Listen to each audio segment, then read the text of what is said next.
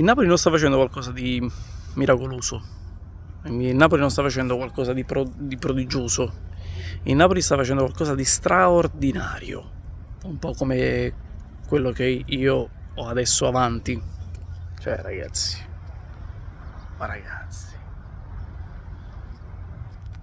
com'è bello Mara.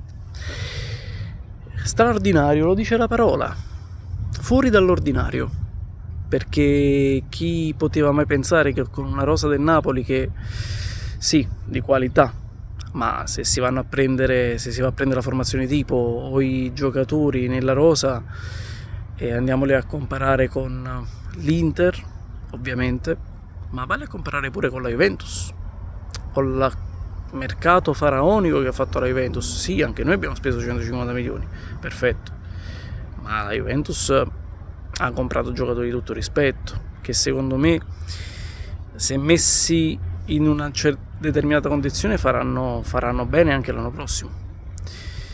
Il Milan per certi aspetti è più forte sulla carta per rosa, se si vanno a confrontare le rose tra Napoli e Milan.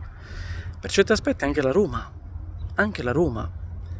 Il Napoli ha giocatori forti,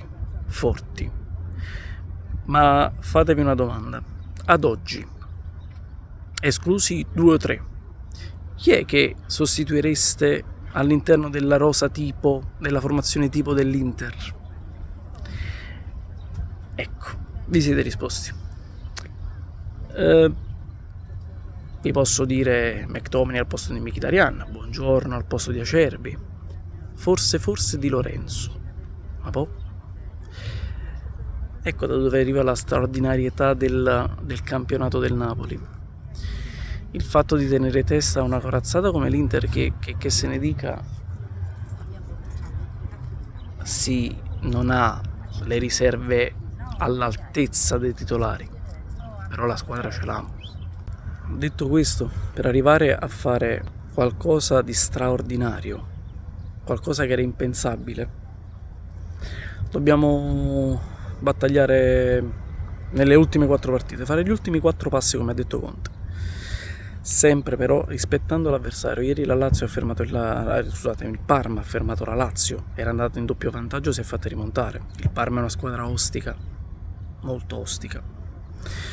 Il Lecce sarà motivatissima perché si deve salvare, quindi attenzione al Genoa, attenzione anche al Cagliari, attenzione, rispetto per le avversarie, non diamo nulla per scontato. Il destino è nelle nostre sole mani. Una cosa però